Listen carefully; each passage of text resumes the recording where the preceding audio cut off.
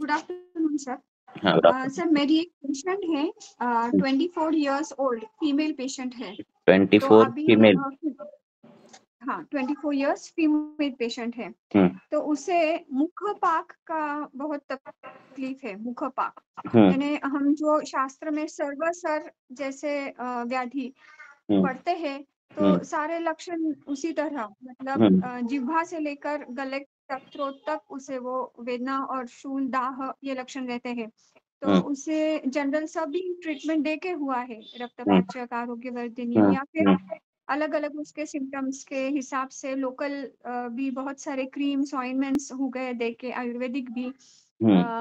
लेकिन कुछ भी किया तो अभी 1 साल से ऐसे है, 6-7 महीने से, कि उसका जो वो मुखपाक है वो ठीक ही नहीं होता। जो अभी पहले तो ऐसे थे, मतलब केस हिस्ट्री, पास्ट हिस्ट्री बोले तो जब वो छोटे सी बच्ची थी तब से मेरी ही पेशेंट थी। तो शुरू में इरेगुलर मेंसेस थे उसके, कॉन्स्टिपेशन हुआ होता था।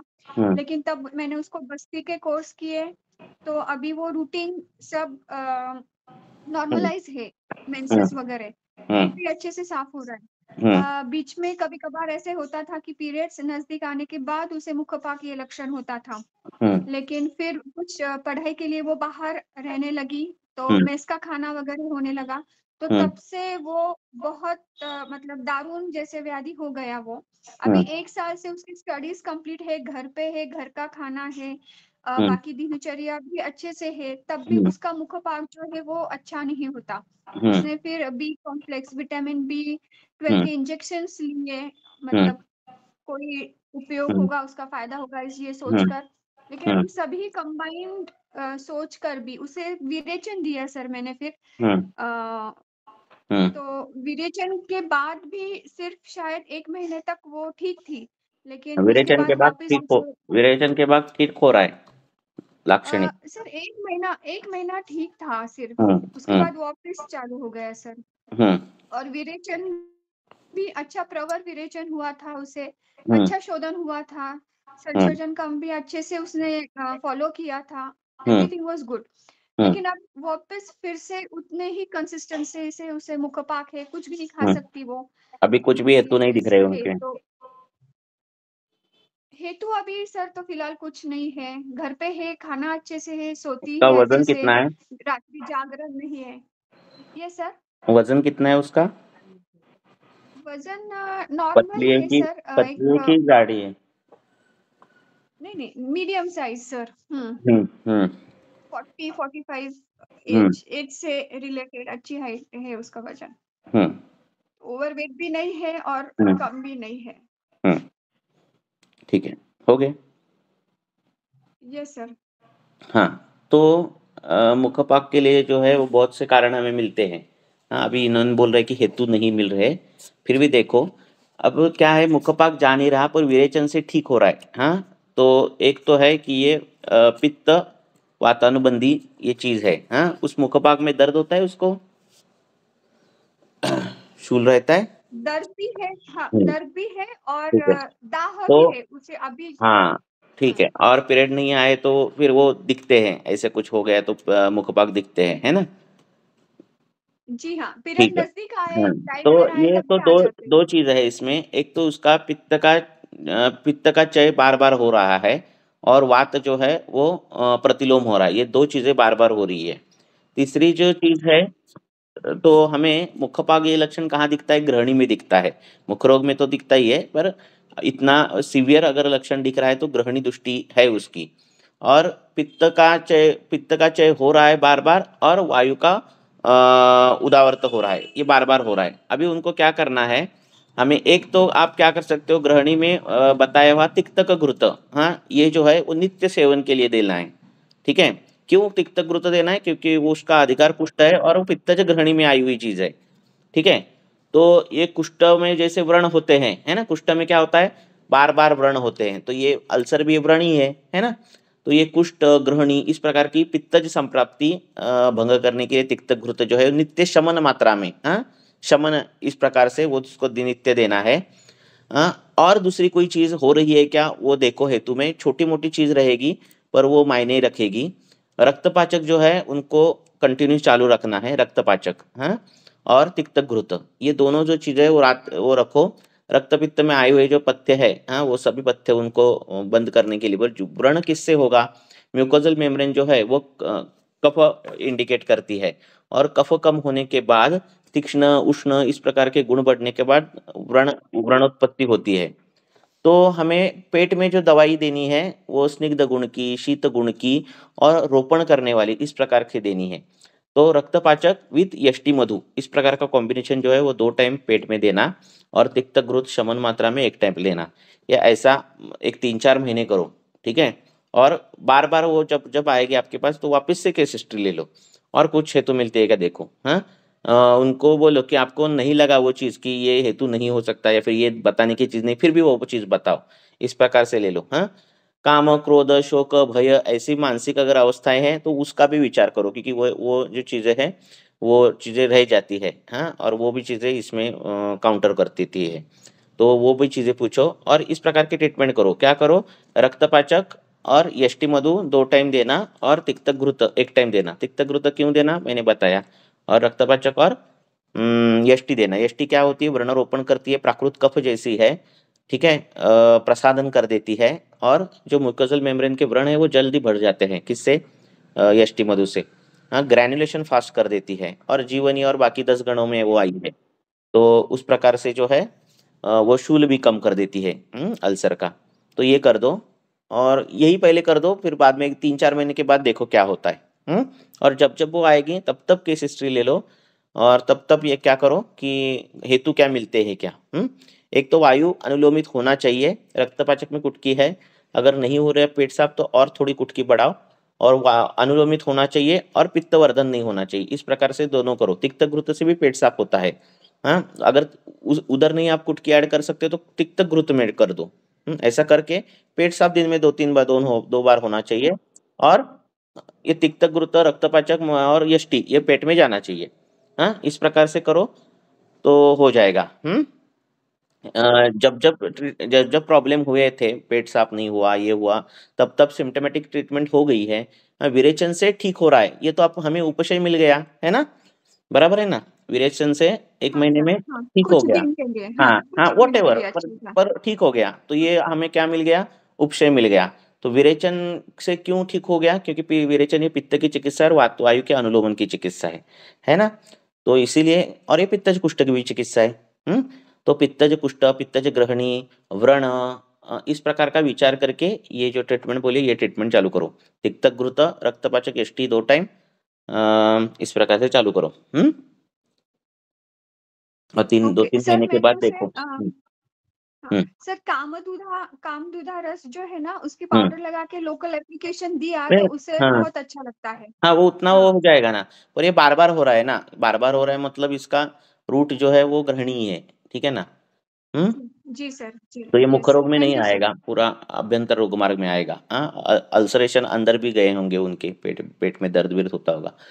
तो ये करो चालू। ओके, और यस सर, कुछ, थैंक यू सर। हाँ, और कुछ देखो, कुछ कड़ियाँ मिलती है क्या हेतुओं की? हाँ, कुछ तो मिलता है कभी कभार, बहुत कई कई बार तो हम पेशेंट ठीक करते हैं, फिर बहुत बीमारियाँ जाते हैं, ऐसे महीने होते हैं, 3 महीने 4 महीने पेशेंट दवाई ले रहा है, ठीक भी हो रहा है, वापिस हो रहा है, और 4-5 महीने के बाद कभी तो हेतु पता चल जाता है दूसरा कोई, जो कभी उसने बताया नहीं होता है 6 महीने पहले। तो ऐसे कभी कभार बाद में पता चल जाते हैं, ऐसा भी रहता है, हाँ। तो हर टाइम वो, जब तक हमें वो क्लियर नहीं होता कि किस वजह से पित्त प्रकोप हो रहा है, किस वजह से उदावर्त हो रहा है, तब तक हेतु पूछते रहना। Hmm hmm okay sir, thank you sir. Okay, हाँ, पूछो नेक्स्ट।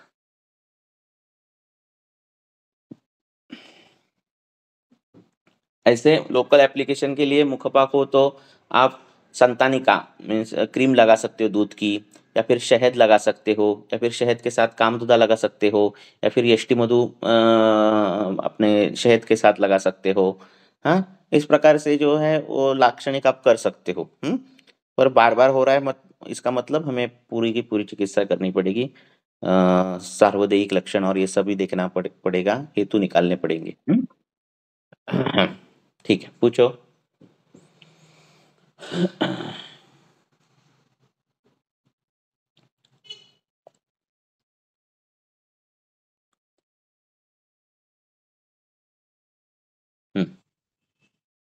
हेलो सर, कैसा? हाँ मुझे भी हाँ। सेम ऐसे तकलीफ देखो, होती कभी थी। कभार ऐसा हुआ और कंफ्यूजन हुआ ना, एकदम पूरा भूल जाना सब कुछ और फिर वापस केस लेना और देखना क्या है। मुख मुख व्रण है ना? हाँ, मुख पाक है ना? हाँ, अब ये मुख पाक है, ये क्लियरली इंडिकेट करता है पाक, मतलब पित्त दोष।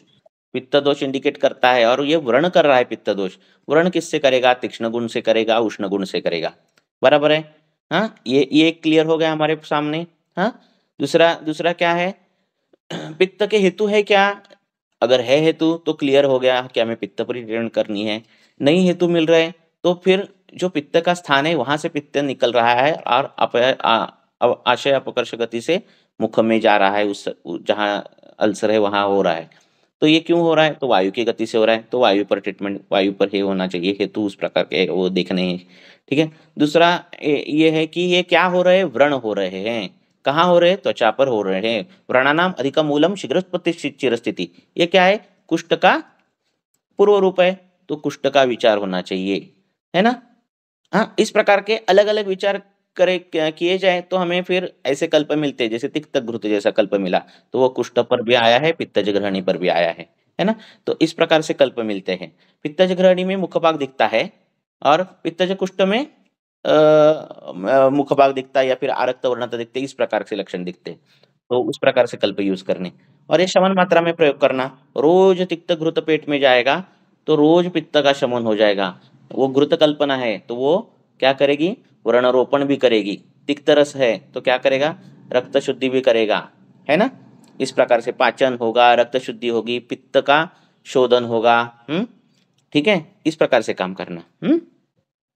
ओके। यष्टि मधु अगर रोज नित्य अल्प मात्रा में गई ना पेट में, ज्यादा मात्रा में नहीं डालनी क्योंकि वो वामक है। हाँ, अल्प मात्रा में गई तो वो व्रणरोपण करती है, संधानीय है, जीवनीय है, कफवर्धन करने वाली है, बल्य है, इस प्रकार से उसके सभी फायदे हैं।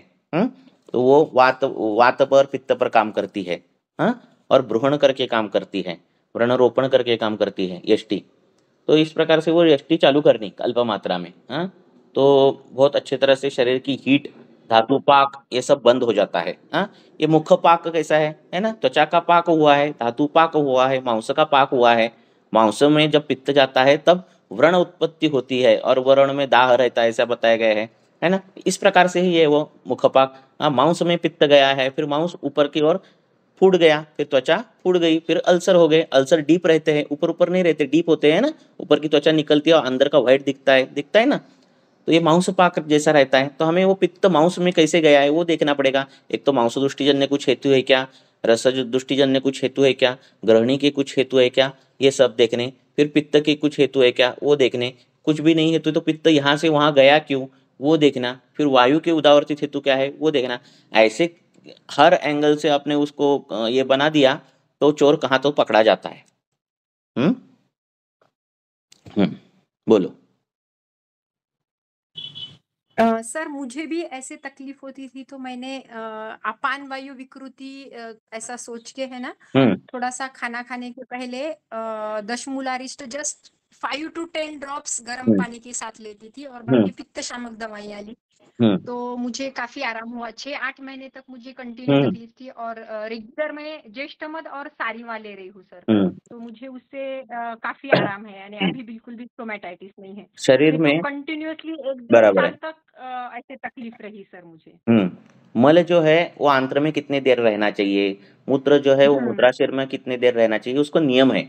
ठीक है। अगर मल जो रोज के रोज बाहर अगर नहीं निकल रहा है, कई लोग बोलते हैं कि 2 दिन के बाद मुझे टॉयलेट होती है, कुछ नहीं प्रॉब्लम, पर 2 दिन के बाद होती है। हाँ, बाकी उसको वो उसको सीरियस नहीं पकड़ते। हाँ, पर मल ने 2 दिन रहना चाहिए क्या? अंत्र आंत्र में नहीं रहना चाहिए। तो बाद में मलाशय में ये हो जाता है, वहां से उष्णता बढ़ती है, ऐसे भी होता है लोगों में। तो इसलिए रीजन रूल आउट करो, भले टाइम लगे। पहले अगर पेशेंट आ गया, पूरे डिटेल केस हिस्ट्री अपने ले ली, नहीं मिल गए हेतु, तो उसको दोष प्रत्यनिक चिकित्सा करो। दोष प्रत्यनिक चिकित्सा में जिसको आपको जो जो दोष दिख रहे हैं, जिस प्रकार से दिख रहे लक्षण और हेतु, उस प्रकार की चिकित्सा करो। हाँ, फिर वापस से वो आएगा, वो बोलेगा हाँ थोड़ा ठीक है, पूरा का पूरा ठीक नहीं होगा, पूरा थोड़ा ठीक है, वापस से केस हिस्ट्री लो। हर टाइम आएगा, जब तक आपका क्लियर नहीं होता पिक्चर कि कहाँ क्यों क्यों हो रहा है, तब तक डिटेल लेनी। और एक दिन ऐसा आता है भले 2 महीने, 3 महीने, 6 महीने में, कि आपको ढंग का कारण मिल जाता है जिससे आप सैटिस्फाई हो। फिर कारण एक बार मिल गया तो फिर आप बोल सकते हैं ये नहीं करना है आपको बस। फिर वहां से पेशेंट पूरा का पूरा क्लियर होने लगता है। ऐसा है। बोलो और।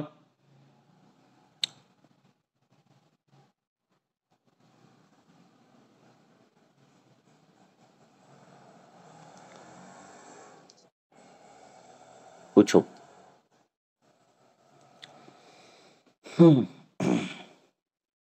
और किसी को कुछ अलग नमस्कार केस पूछनी है? हाँ पूछो।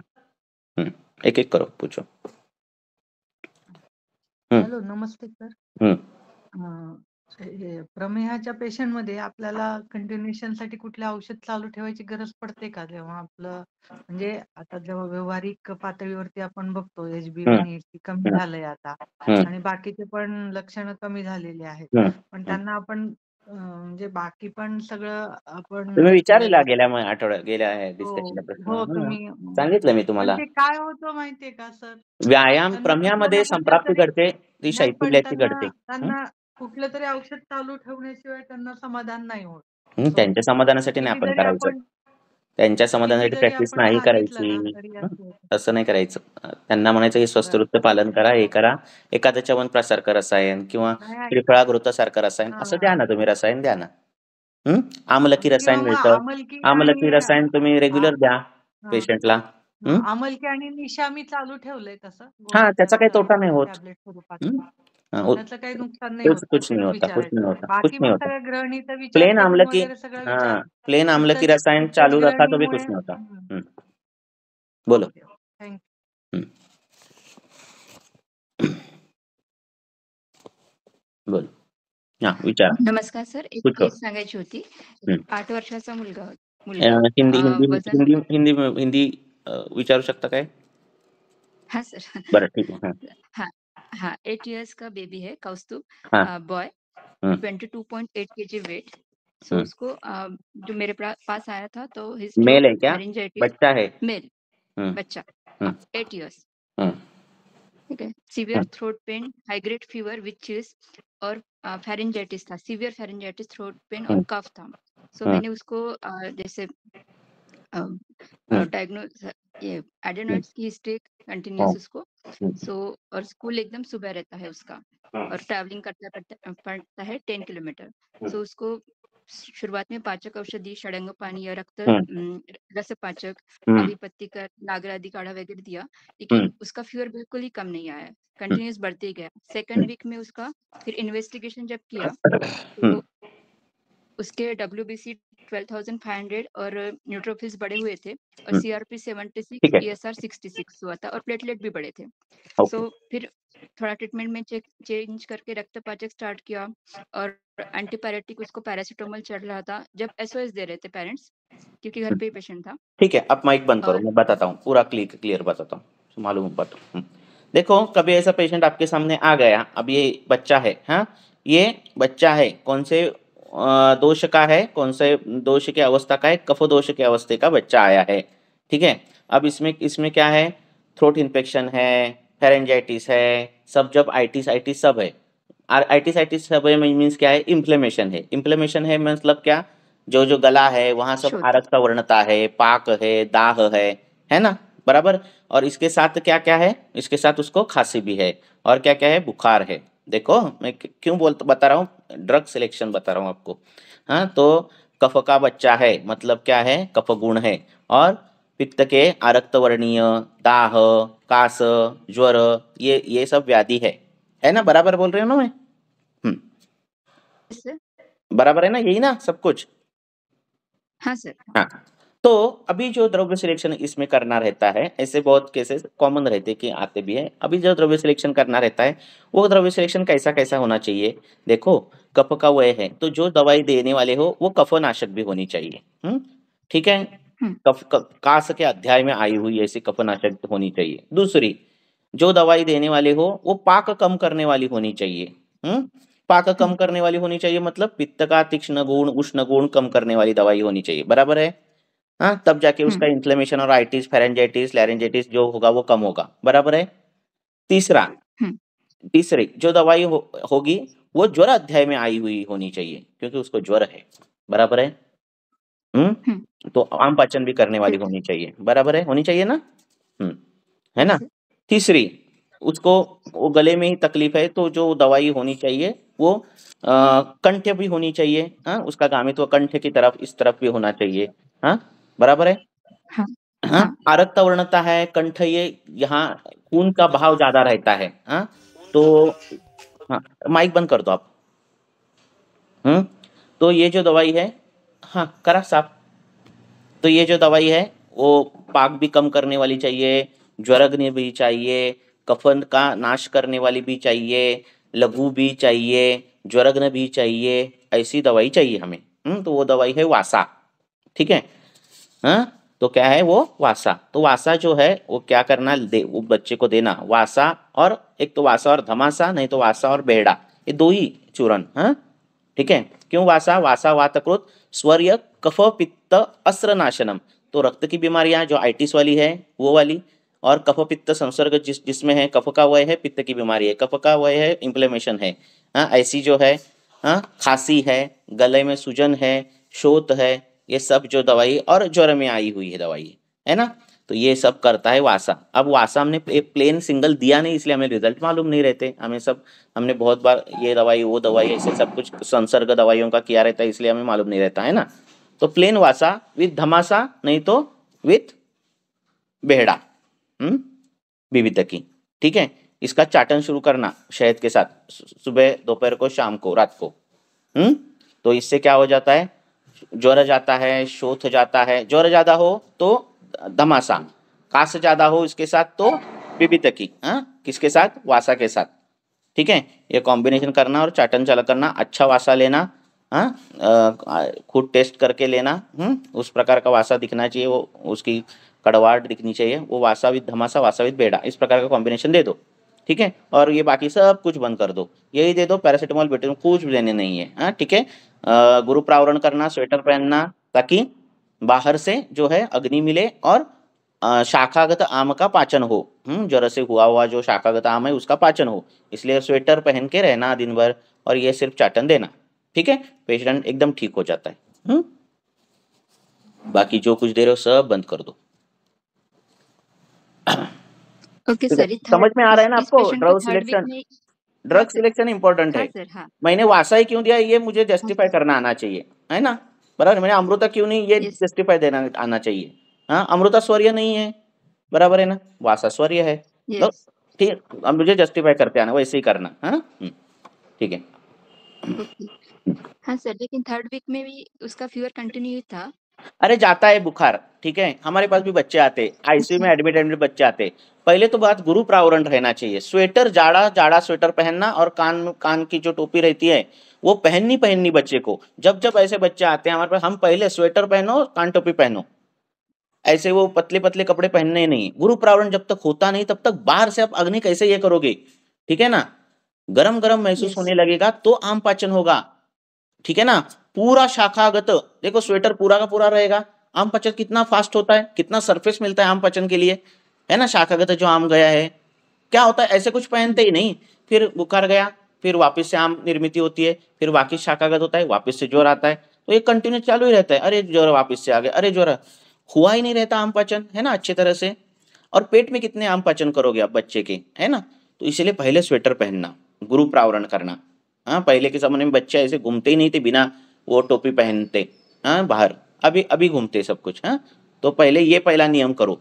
और जब तक गुरु प्रावरण होता है, गुरु प्रावरण चालू होने के बाद आम का पाचन होने लगता है, पसीना छूटने लगता है, और भूख लगने लगती है धीरे धीरे पेशेंट को।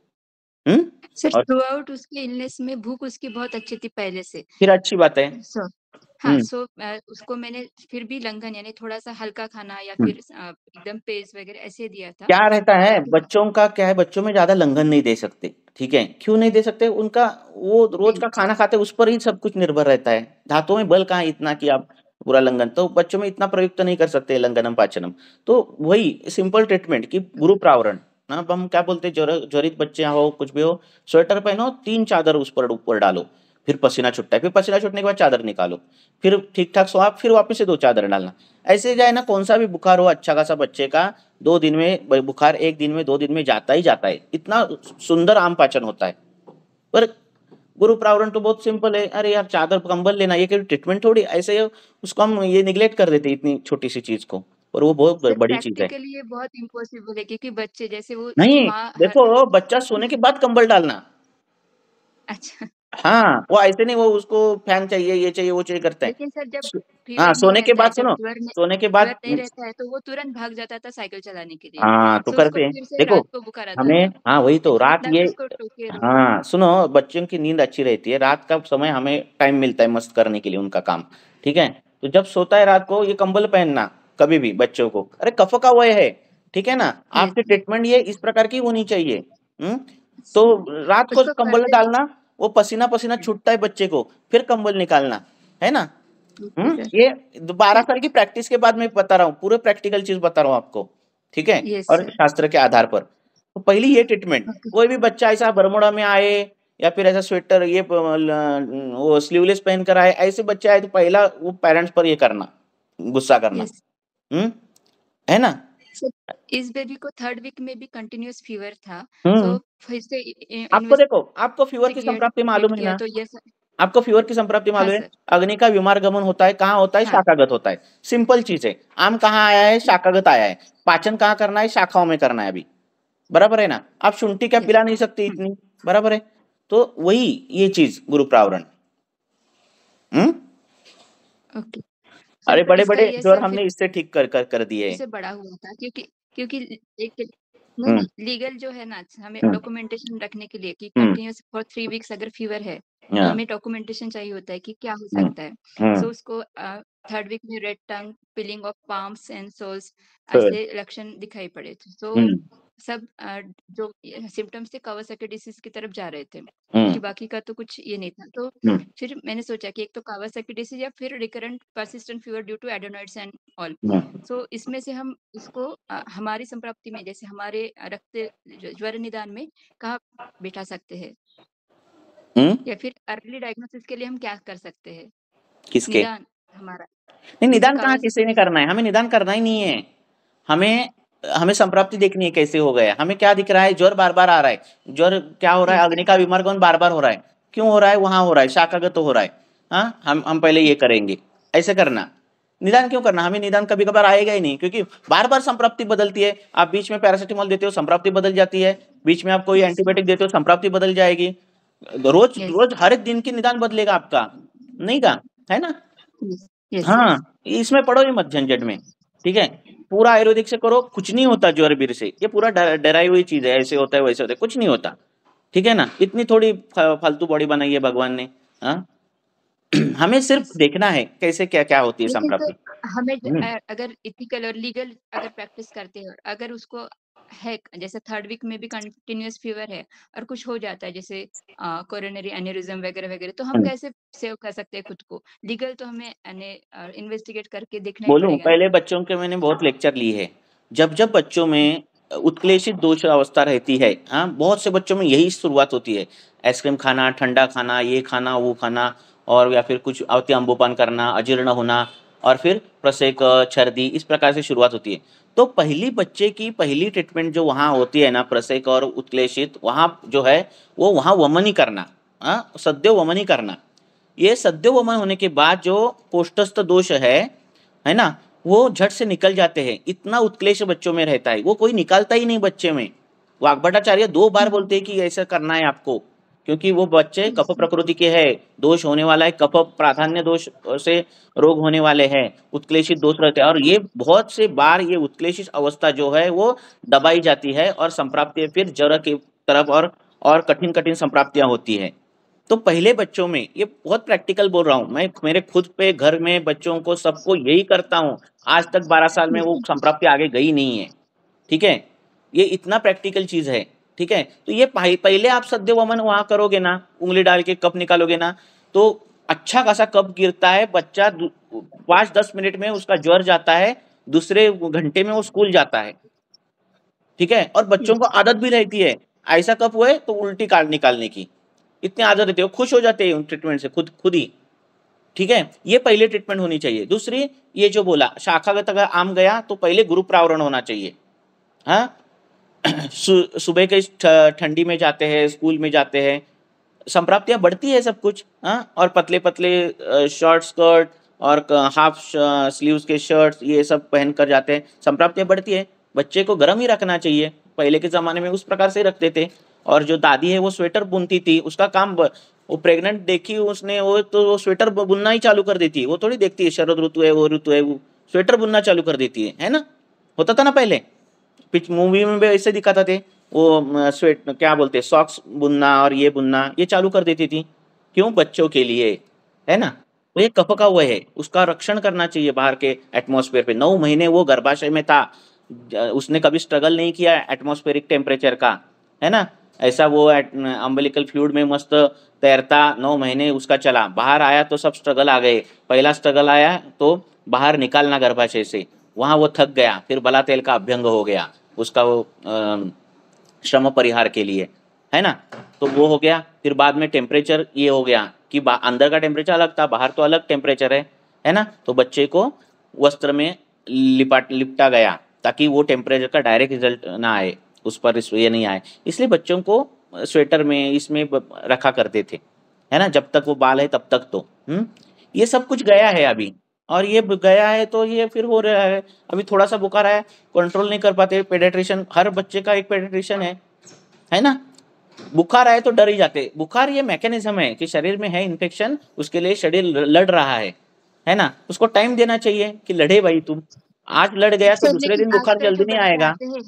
एक्सक्यूज मी सर, आजकल जो हमारे पास पेशेंट आते हैं डायरेक्टली आयुर्वेद की तरफ ना आके बहुत सारे antibiotics, anti allergic, pain killer, paracetamol लेके आते हैं, तो हम उनका विचार हमें कैसे करना चाहिए? हाँ, तो वो बहुत बड़ा ये होता है। तो हर इसमें अलग रहती है केस। ठीक है, एंटीबायोटिक आपने दी कब? निरामावस्था में दी, सामावस्था में दिए, उस उधर से विचार चालू होने लगते हैं।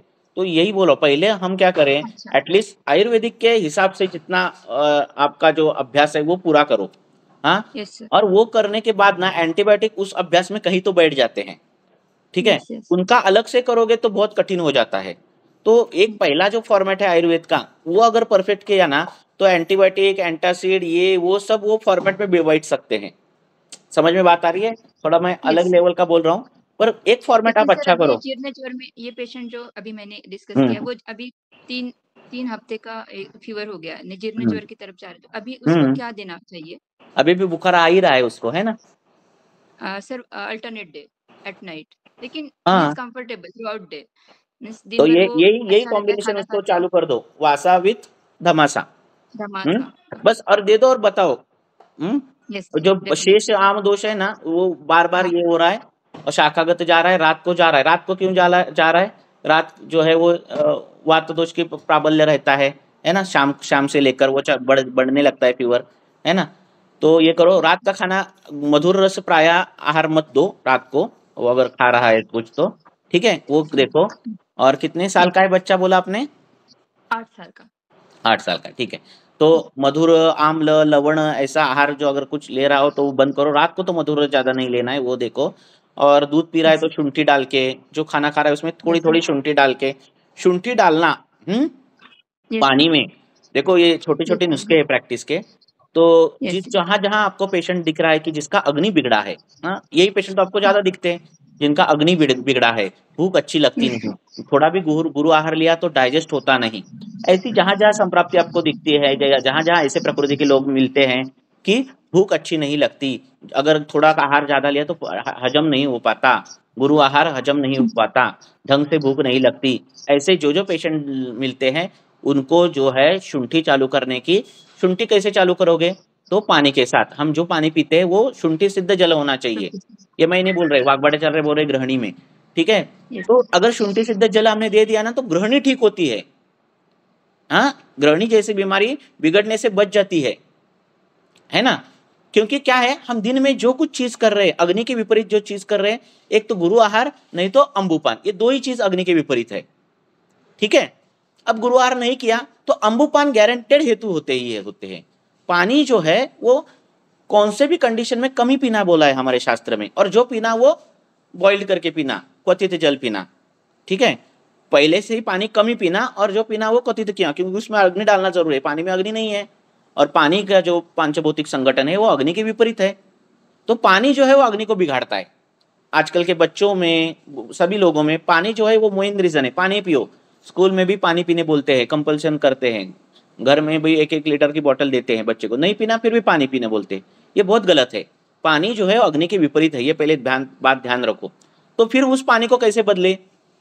तो उस पानी को शुंठी डाल के बदलना। उसमें क्या डालना? अग्नि डालना पानी में।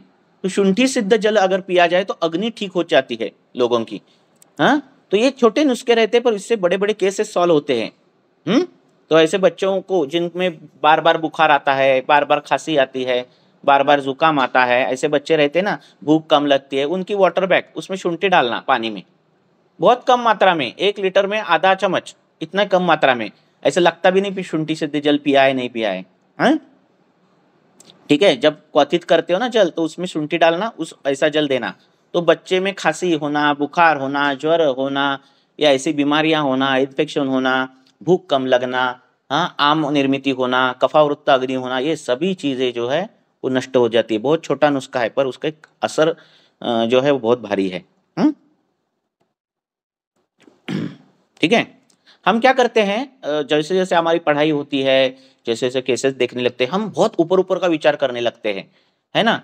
कभी एक बार वो एमपीएससी यूपीएससी के इसमें पानी का फॉर्मूला पूछा था, और बहुत लोगों को पानी का फॉर्मूला नहीं आया। अब ये फॉर्मूला तो बहुत आसान चीज है, पर आसान ही किया नहीं ना उन्होंने, जो जो कठिन चीज है वो सब की और वो आसानी चीजें भूल गए। तो ऐसे होता है। तो आसान चीजें जो ग्रंथ में वो पहले निकालो। जैसे ये शुंठी सिद्ध जल है, गुड़ादरक योग है, हाँ, ये अभी गुरु प्रावरण बोला, ऐसे चीजें है। ये चीजें बहुत मायने रखती है ट्रीटमेंट में।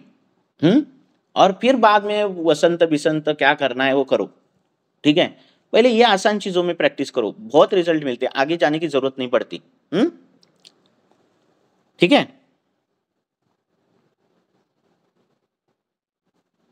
बोलो।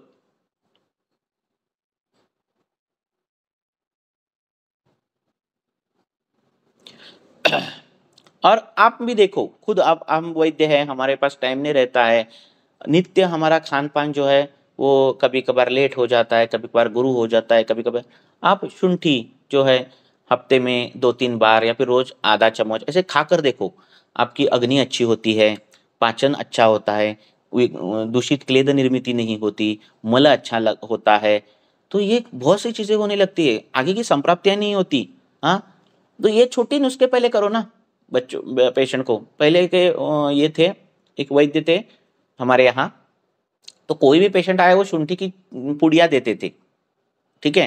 तो 3-4 दिन वो शुंठी खानी और बाद में आना दवाई लेने के लिए। तो आधी बीमारियां उसमें पाचन में ही जाती थी, शुंठी में। क्योंकि हमारे शरीर में अग्नि इतनी अच्छी काम करती है, वो सब कुछ ठीक करने की क्षमता है उसमें, ठीक है। अगर कोई धातु खराब है और अग्नि खराब है, तो क्या धातुओं को पोषण करने वाला कुछ भी तो फायदा नहीं है। अगर सपोज मांस धातु का क्षय है किसी रुग्ण में, हाँ, हर मैं उसको मांस खाओ, ये खाओ, मांस खाओ, ये बोल रहा हूँ, और अग्नि अच्छा नहीं, कुछ फायदा है क्या? नहीं है। पर अगर मैंने उसका अग्नि अच्छा कर दिया, तो वो जो भी खाएगा, चाहे ओदन खाए, चाहे दाल खाए, रोटी खाए, सब्जी खाए, कुछ भी खाए, उसमें से जो गुरु गुणात्मक जो जो चीजें हैं वो उसके मांस को पोषण करती है। कब कब करेगी? जब उसका अग्नि अच्छा होगा। तो इसलिए अग्नि बहुत इंपॉर्टेंट है। और इसीलिए ये अग्नि अच्छा करने के लिए जो छोटी छोटी चीजें वो देखना, ध्यान देना उस पर। ये शायद आपको ये लगे कि क्या असर बता रहे, पर ये बहुत साल के प्रैक्टिस के बाद ही मैं बता रहा हूँ ये, हाँ, कि इसके फायदे ज्यादा है। हमें क्या होता है, कभी पेशेंट क्रिटिकल पेशेंट आए, ये आए, तो हम डायरेक्ट वो बड़े बड़े कल्प, बड़ी बड़ी संप्राप्तियां, और मैं क्या कर सकता हूँ, और कौन सा रसराज रस, ये रस वो रस करने लगते हैं, और अग्नि पर ध्यान नहीं देते। छोटी छोटी चीजें, पानी पर संस्कार करना है वो नहीं कर देते, स्नान के पानी पर संस्कार करना है कुष्ठ के पेशेंट पर, वो नहीं करते, और ये छोटी छोटी चीजें रह जाती है, और रह जाती है तो वो सालों साल रहती है उस प्रकार की चीजें। तो ये नहीं होना चाहिए। पहला बेसिक करो, वापस से फर्स्ट, पहली, दूसरी, तीसरी, चौथी, पांचवी, छठी, सातवीं, आठवीं, नवीं, और फिर बोर्ड एग्जाम 10वीं, इस प्रकार से जाना। आगे पूछो।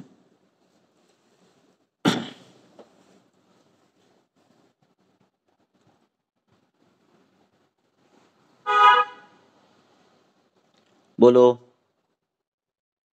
और किसी को कुछ पूछना है क्या? आप एग्री हो ना इस बात पर? हाँ, करके देखो, अब प्रैक्टिस कर रहे हो ना, करके देखो। शुंठी बहुत लानी प्रैक्टिस में। हाँ, जो वाग्भटाचार्य ने, चरकाचार्य ने जो काष्ठौषधियां, जो द्रव्य, अगर वो ज्यादा यूज कर रहे हैं ना, हम भी वही द्रव्य ज्यादा यूज करने, जो वो कर रहे वही करना। ठीक है, उनके विपरीत कुछ हेलो करना ही सर। नहीं। हाँ बोलो। सर जब अभी जो मैम ने कंडीशन बोली बच्चों के बारे में, वही कंडीशन अगर बूढ़े लोग उनको तमक श्वास भी हो और एज रिलेटेड चेंजेस हो और फेरेंजाइटिस जैसे बोल रहे हैं मैम, रात को उनको थोड़ा सा बुखार माने तो थोड़ा बॉडी एक हो रहा हो, तो उस टाइम पे हम अभी आप बोले कि बच्चा है तो कफ प्राधान्य हम यूज कर हाँ, वहाँ पे करेंगे, हम्म, लेकिन बुढ़ापे में हम वार्धक में वात दोष का करेंगे तो उसमें हम बताता हूँ ना मैं, लाइन ऑफ ट्रीटमेंट बताता हूँ। ऐसे ही करेंगे। हाँ बताता हूँ। हाँ नहीं, हर एक में अलग रहते विचार, मैं ये गाइड कर रहा हूँ, पर बूढ़ों में ऐसा कुछ है कि जहाँ ज्वर है, सर्दी है, या फिर कास है, या फिर इस प्रकार की लक्षण है, तो उसमें जो द्रव्य है वो धमासा रहता है। धमासा जो है वातज ज्वर में भी आया है, और कफज में, पित्तज ज्वर में भी आया है ना। वातास्र वमी ज्वर हर, ऐसे उसका वर्णन है। तो वहां वो काम करने की, जहां कफ का गुण है, पित्त के साथ द्रव गुण प्राधान्य है, ज्यादा संप्रप्ति, वहां वो वासा आएगा। वासा रक्त पित्त में आई हुई चीज है, ठीक है ना। धमासा और खास सर करके ज्वर में बोलो। वहाँ पे रक्ताल्पता भी एज रिलेटेड जितनी रक्त की निर्मित होनी चाहिए उतनी हम्म, नहीं होती उस टाइम पे, हाँ, तो रक्त निर्मित के लिए हम वहाँ पे कैसा यूज करें, कौन सा उसमें विचार क्या, करें? ऐसा सिर्फ ऐसा विचार करना है तो क्या, अमृता है, अमृता क्या करती है, रक्ताग्नि बढ़ाती है ना। हाँ पर आप रक्त कम है, ये एच भी कम है, इस पर मत रिलेट करो, ठीक है। नहीं नहीं हाँ, हाँ रक्ते आम्ल शिशिर प्रीति शिरा शैथिल्य रुक्षता, ऐसे हो गया तो ये रक्त कम है, ठीक है। Okay sir. समझ में बात आ रही है? हाँ, पांडु ये रक्त की व्याधि नहीं है, पांडु ये रस की व्याधि है। ये इसीलिए कंसेप्ट बहुत क्लियर करो पहले आयुर्वेदिक के। हाँ, पांडु दिख रहा है मतलब एच बी कम है, ऐसा नहीं। हाँ, रसाग्नि उनका कम है, हाँ, A7 वही ब्लड बोल है रहा हूँ मैं। पांडु हाँ, blood. Okay okay sir, thank you sir.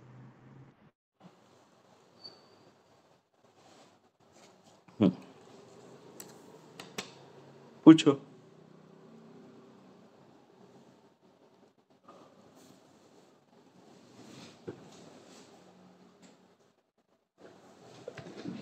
अलग कोई केस है, पूछो। ऐसे करो। हाँ, तो जब तक आप पूछते हैं तब तक मैं बड़बड़ करता हूँ। आप पूछ सकते हो बीच में, तो यही करो। क्या करना, मुझे नहीं फॉलो करना, किसी को भी नहीं फॉलो करना, अपने ग्रंथ लेने, वाग्भट ले लो, चरक ले लो, जिसको और आपको मन लगे, जिसको आपको लगे यही पढ़ना। तो वो जो ये ज्यादा यूज कर रहे हैं, अब वाग्भटाचार्य है, हाँ, उनको क्या लगा बाबा ज्वर में क्या क्या ज्यादा प्रयोग करना है, उसको उनको लगा शुंठी का प्रयोग ज्यादा करना है। यस, तो शुंठी आपके क्लिनिक में ज्यादा होनी चाहिए। उनको लगा धमासा ज्यादा यूज करना, धमासा आपके क्लिनिक में ज्यादा होना चाहिए। उनको लगा वासा का प्रयोग होना चाहिए, वासा आपके क्लिनिक में रहनी चाहिए। उनको लगा अमृता का प्रयोग ज्यादा है तो अमृत। तो जो वो ज्यादा करते हैं प्रयोग, जिस अध्याय में, जिस व्याधि में, उस व्याधि में आपके भी वही द्रव्य दिखने चाहिए। तो आप वाग्भटाचार्य के फॉलोअर हो, चरकाचार्य, किसी के भी फॉलोअर हो, तो ये अगर हो गया ना, तो मुझे नहीं लगता कुछ ये आ जाता है, सक्सेस मिल ही जाता है ना। अब गृहिणी जैसा अध्याय है और वाग्भटाचार्य बोल रहे कि उसके ये दे दो, क्या, शुंठी गर्म पानी के साथ दे दो, ऐसे ही बोला होगा क्या? कुछ तो विचार करके बोला होगा ना, है ना। इतनी सिंपल चीज उन्होंने गृहिणी जैसे अध्याय में पहले स्टार्टिंग में ही बोल दी, है ना। तो उस पर ध्यान आना चाहिए हमें कि इतना क्या है इसमें। और जो कल्प ऐसे सिंगल दिए गए रहते, जैसे धमासा शहद के साथ प्रयोग करो, हाँ, शुंठी इसके साथ प्रयोग करो, अर्श में पाठा बिल्व, पाठा वो धमासा, पाठा अजमोदा, फिर पाठा तक्र, पाठा गुड़, इतना कॉम्बिनेशन पाठा का दिया है 6-7 बार सिर्फ पाठा को। तो पाठा पर हमें ध्यान जाना चाहिए अर्श जब पेशेंट आता है तो, ठीक है ना। तो हमारे भी चिकित्सा में वही आना चाहिए, पाठा बिल्व, पाठा धमासा, पाठा शुंठी, पाठा अचमोदा, पाठा गुड़, पाठा तक्र, यही हमारे भी चिकित्सा में आना चाहिए, है ना। बराबर है कि नहीं? और यही बहुत सिंपल प्रैक्टिस है, सिंपल और इफेक्टिव है, क्योंकि आप जो ग्रंथकार जो बोल रहे हैं वो प्रैक्टिस आप कर रहे हो, तो रिजल्ट मिलेंगे ही मिलेंगे, है ना। इसको ही बोलते हैं मंत्रवत प्रयोग हम करना, है ना। बोलो। हॅलो सर, हम्म, कर्णनादाचा सर वार्धक्य मध्ये जो हाँ, विचार केला जातो, आता पेशंट एक आहे, हम्म, 63 ओल्ड पेशंट हम्म, आहे. हम्म, त्यांना ऍक्च्युली फ्रोझन शोल्डर साठी ते माझ्याकडे आलेले, पण बर बर, त्याच्यासोबतच जेव्हा हिस्ट्री घेतली आणि हम्म, विचारलं सगळं, त्यांच्या हम्म, कानात आवाज येतो 6-7 वर्षापासून, बर, आणि ते निघाले तसे तर वातपित्तच ग्रहणीचेच पेशंट निघाले होते. कोण, त्याच्यामुळे त्यांना हाँ, हम्म, तर आता बाकी म्हणजे त्यांचं जे अवबाहू किंवा आपण हाताच्या ज्या हालचाली त्यांच्या रेस्ट्रिक्टेड होत्या, म्हणजे हम्म, हात वरती जाताना त्रास होणं किंवा होत नव्हता, हम्म, मागे शर्ट घालताना त्रास होत होता, हम्म, हे सगळं 2-2.5 महिन्याच्या हम्म, उपचारानंतर हम्म, भरपूर कमी झालेलं आहे. हम्म, पण मी त्यांना बिलवादी तेल वगैरे पण दिलं आणि आता बृहत्वाद चिंतामणी मी सूक्ष्म स्वरूपात चालू केलं ऍक्च्युली. हम्म, तरी पण त्यांच्या कर्णनादामध्ये काहीच फरक नाही असं ते हम्म, म्हणतात. हाँ, तर ह्याच्यासाठी काय करता येईल? अम, बाकी म्हणजे अब त्यांना देखो जे इसके, सगळं हाँ, हं. इसके 2-3 ये है कि शास्त्रकारों ने बोला है कि सहज बाधिर्य, हाँ, और हं. वार्धक्यजन्य बाधिर्य, ये 2 बाधिर्य असाध्य बोले हैं। अर्थापत्ति ये है कि सहज कर्णनाद, वार्धक्यजन्य कर्णनाद, कर्णशु, इस प्रकार के जो कर्ण की विकृतियां हैं वातज, ये जो है ये क्या है, असाध्य की ओर जाते हैं, पहली बात। हाँ, तो ये पहले ध्यान में रखो। दूसरी बात, कर्णनाद जो है ये आपको मालूम है कि वात की एक्सट्रीम संप्राप्ति जब शरीर में बढ़ती है, जैसे बिच्छू ने काटा, हाँ, तो बिच्छू का विष जो रहता है वो वातज रहता है, हाँ, और वो वातज विष जो है वो ऊपर की ओर जाता है, और जहाँ काटा है वहाँ ऊपर फिर वहाँ नीचे आता है। तो ऐसे बिच्छू काटा तो उसमें भी कर्णनाद आता है। ऐसे कर्णनाद जो है वहाँ दंश की चिकित्सा मीन्स अगध में जो गुटिकाएं बताई गई है, हाँ, चंपकादि अगध है, या फिर कौन सी गुटिका, बिलवादी गुटिका है ना, हाँ, बिलवादी गुटिका, बिलवादी. हाँ, तो बिलवादी गुटिका ये चालू करनी है, और अपमार्ग क्षार तेल जो है उससे कर्ण पूर्ण करना। तो ऐसे दंशजन्य हिस्ट्री अगर है और कर्णनाद है तो उस प्रकार के विचार करना, मैं विचार से बोल रहा हूँ आपको। दूसरा कर्णनाद होता है कि ग्रहणी जो वातज ग्रहणी में कर्णनाद जो होता है वो, तो उसमें वातज ग्रहणी की जो चिकित्सा है, जो घृतबित आए हैं वो प्रयोग करना। वातज शिरशूल और इसमें भी कर्णनाद आता है, तो उसमें जो है नस्य का प्रयोग करना, और ब्रुहण नस्य जो है, हाँ, वो कुछ करना, दशमूल का तेल नहीं तो क्षीर सिद्ध दशमूल का तेल, इस प्रकार से, नहीं तो चंदन बल लाक्षादी तेल, बला तेल, ऐसा तेल जो है उसका कर्णनाद करना। कर्णनाद ये लक्षण पांडु में भी दिखता है, और उसमें अगर दिख रहा है तो वातज पांडु रोग की चिकित्सा जो है, हाँ, उस प्रकार से करना, जिसमें दाढ़ीमादी घृत है, ये वो कल्प है, वो सब कुछ उसका प्रयोग उस प्रकार से करना। बाकी माइग्रेन बिग्रेन में कर्णनाद आता है, और एक कर्णनाद आता है कि अर्श में भी कर्णनादी लक्षण आता है। तो जो अर्श की जब तक आप संप्राप्ति भंग नहीं करोगे, सुरण वटक, सुरण हरितकी, इस प्रकार से अनुलोमन करके जो कुछ जैसा अर्श है उस प्रकार से, तब तक वो कर्णनाद जाता नहीं। तो अर्श अगर किसी पेशेंट में है और कर्णनाद है तो अर्श की ही ट्रीटमेंट करनी, ठीक है, ये पहले ध्यान में रखो। कई ब्रुक विकार रहते हैं, या फिर रिनल कुछ ये आए हुए रहते हैं आप में, तो उसमें भी कर्णनादी लक्षण दिखता है, उसमें रक्तपाचक का विचार करना है। रक्त मेद इससे जो है वो वृक्क बनता है, प्रसादात वृक्क, तो उसमें रक्त का विचार करना है, रक्तपाचक देना है, तो रक्तपाचक सारीवादी वटी, इससे कर्णनाद रुक जाता है। वात में क्या, वो कर्ण में कुछ ये आ गया, अभिघात हो गया, तो वात और रक्तज ऐसा विचार करके कर्णनाद करना है, कर्णनाद पर ट्रीटमेंट करना है। और बाकी की चीज़ें मैंने बोला कि वार्धक्य जन्य है तो ज़्यादातर असाध्य ही रहता है, कर्ण पूर्ण करना रहता है, सरसप का तेल, बिल्व तेल, अपमार्ग क्षार तेल, जैसे मैंने बोला कि दंशजन्य है, वृश्चिक दंशजन्य है तो अपमार्ग करो, हाँ, बिल्व तेल करो, शूल ज़्यादा है उसमें ज़्यादा तो सरसप तेल का प्रयोग करो, ये करना। जलू का उच्चारण जो रहता है, अगर रक्त की इन्वॉल्वमेंट है और कर्णनाद है, तो जलो का उच्चारण है जो कान के पीछे फ्लैप कान ये करना, और कान के पीछे जो है जलो का उच्चारण करनी। कान हमारा जो मैंडिबल है, हाँ, मुख, ये क्या बोलते हैं उसको, जबड़ा जो है हमारा, वो आ करने के बाद कान के यहाँ एक खड्डा, एक ऐसा पिट निर्माण होता है आ करने के बाद, देखो है ना, होता है क्या, हाँ, तो वहाँ जो उस खड्डे में क्या करना है, प्रेशर देना, हाँ, एक्यूप्रेशर जैसा, हाँ, 1-2 मिनट प्रेशर देना और छोड़ना। इससे भी काफ़ी हद तक कर्णशूल कर्णनाद में फ़र्क महसूस होता है। कान में जो कान साफ करते हैं, बार-बार साफ करते हैं, ऐसे लोग जो है उनमें वार्धक्य में कर्णनाद जैसे लक्षण दिखते ही दिखते हैं। हाँ, क्योंकि आपने वहाँ घिस-घिस कर खवैगुण्य निर्माण किया है, वात प्रकोप किया है, तो इनमें कर्णनाद के लक्षण दिखते हैं। इसीलिए हमारे शास्त्र ने शिरा श्रवण पादेषु विशेषेण शिलेत की कान में रोज तेल डालना चाहिए, जो कोई नहीं डालता।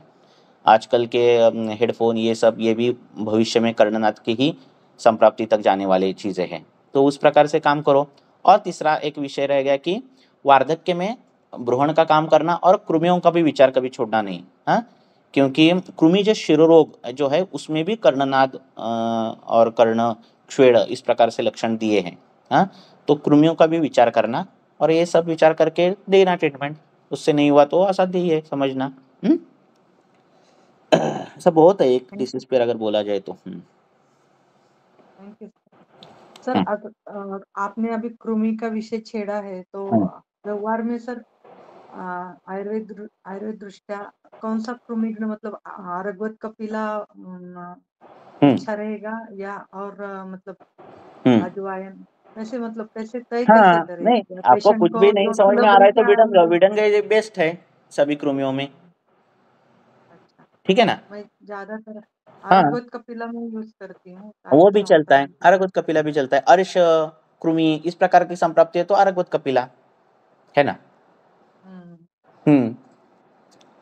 देखो मतलब कोई भी कड़ू चीज जो है, कड़ू जो तिक्त रस जो है वो कृमिक नहीं है, पहली बात, ठीक है ना।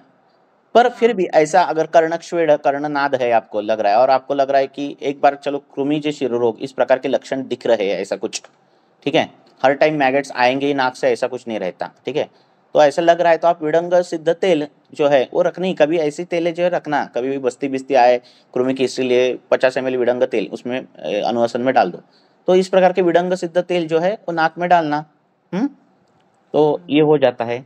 बीमारी बहुत समय तक रही, दोष दुष्य संवर्चना बहुत देर तक रही, तो सुश्रुताचार्य बोलते कि वहाँ कृमियों की उत्पत्ति होती है। तो ऐसा अगर देखा जाए तो हर व्याधि में दिखेगी आपको कृमि की उत्पत्ति, चाहे वो दृश्य स्वरूप में हो या अदृश्य स्वरूप में हो। तो इन्फेक्शन आयुर्वेद नहीं मानता ऐसे नहीं है, हाँ, हमें बैक्टीरिया नहीं मालूम थे ऐसे भी नहीं है, ठीक है। सुश्रुताचार्य ऐसे बोलते कि दोष दुष्य संवर्चना हुई, बहुत समय तक ये व्याधि रहा, तो वहाँ कृमियों की उत्पत्ति होती है। कृमि ऐसा कोई लक्षण नहीं जो कृमि निर्माण न कर सके, हाँ, ऐसा कोई लक्षण नहीं जो कृमि निर्माण नहीं करता। तो कृमियों का विचार बच्चों में और बूढ़ों में दोनों में करना ही करना है। कृमि बूढ़ों में क्यों करना? क्योंकि व्याधि जीर्णावस्था है, इसीलिए। बच्चों में क्यों करना? क्योंकि प्रकृति कृमि तुल्य है, कृमि के समान है, कफ प्रकृति, खाना मधुर है, इसीलिए। ठीक है।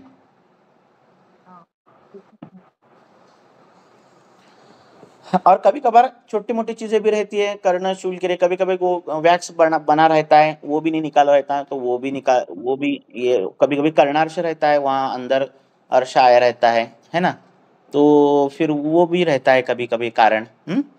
ये सभी कारण रहते हैं। कान जो है वो गर्म रखना, कान जो है गर्म रखना, कान में जो तेल डालना है वो ठंडा तेल नहीं कभी डालना, ठीक है, क्योंकि वो वायु महाभूत का अवयव है ना। हाँ, अस्थि प्रधान अवयव है, वायु महाभूत का अवयव है, आकाश महाभूत वहाँ ज़्यादा है, तो वहाँ जो तेल रहेगा वो गर्म ही रहना चाहिए। कभी कभार लोग ठंडे तेल डालते हैं, तो कभी ठंडा तेल नहीं डालना है ना। तो ये छोटी मोटी चीज़ें जो है वो ध्यान रखने की। कभी कभार बिल्व तेल, ठंडा बिल्व तेल डालते, ठंडा अपामार्ग क्षार तेल, ठंडा सरसप तेल, ऐसे नहीं कभी डालना, हाँ, तो वो सुखोष्ण नहीं रहना चाहिए। ये बात ध्यान में रखो, ठीक है। हाँ,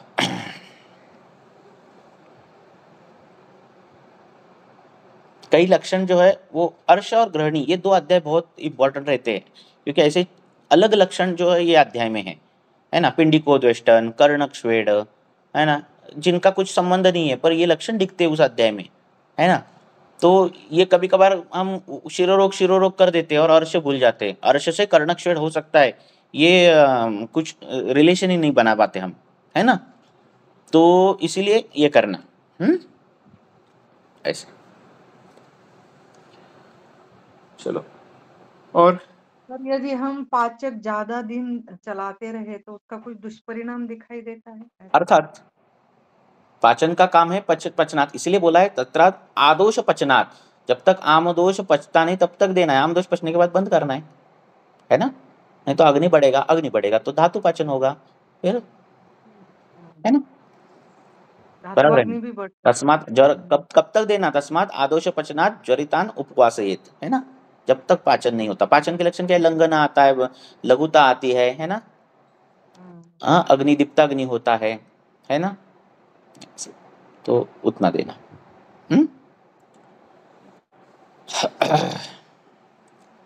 ठीक है, रुकेंगे, कल भी डिस्कशन करेंगे। आपके प्रश्न निकाल के रखो, कल भी हम इसी 2 बजे टाइम पे डिस्कशन करेंगे। ओके,